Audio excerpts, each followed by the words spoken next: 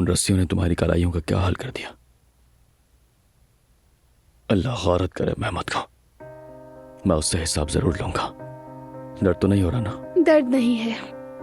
तुम मेरे साथ हो ना? मैं बिल्कुल ठीक हूँ, फिक्र मत करो मेरी जान। मेहमद से आमना सामना हो तो पुरसुकून रहना, उसे तुम्हें उकसाने मत देना। ठीक है, मैं रिलैक्स रहूंगा, मगर सिर्फ इसलिए कि तुम उदास ना हो। एलिफ से बात कर पाए तुम क्या? नहीं, मैंने कल से उसे कई बार कॉल की, मगर उठाया नहीं उसने।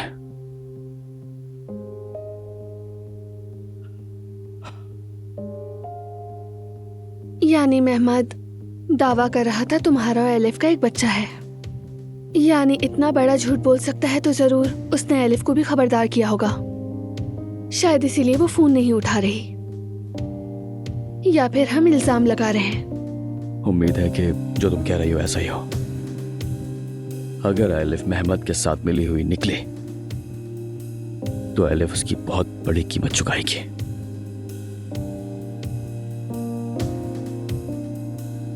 काश हम लोग एलिफ से बात कर पाते, मगर वो कहाँ है ये नहीं मालूम। मुझे मालूम है, एलिफ हमारे घर में है। क्या? कल देर हो गई थी इसलिए जा नहीं सका, और तुम्हें बताने का मौका भी नहीं मिला। कल तुम्हारे बाद वो हमारे घर गई थी, वहां गिर गई और उसका पांव मुड़ गया। बाबा ने कहा कि ठीक होने तक यहीं पर रहो तुम।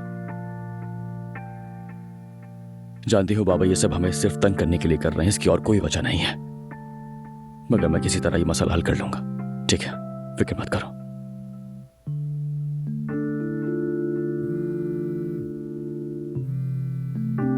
हमीद अंकल की कॉल आ रही है। आज कंपनी में साइट की प्रेजेंटेशन थी। हरगिज कॉल मत उठाना, काम का मौजू खत्म हो चुका है। मगर प्रोजेक्ट तुम्हारे बाबा। प्रोजेक्ट की परवाह नहीं है मुझे आयजा। कल जो कुछ हुआ उसके बाद मैं नहीं चाहता कि तुम मेहमद के साथ एक जगह पर काम करो। बात खत्म, ठीक है?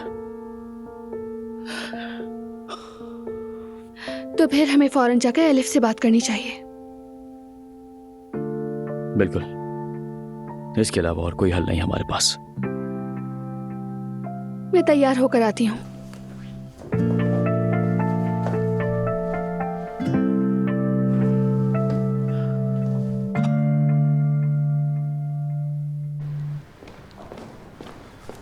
चाचा जान, मुझे देर तो नहीं हो गई? देर तो हो गई है।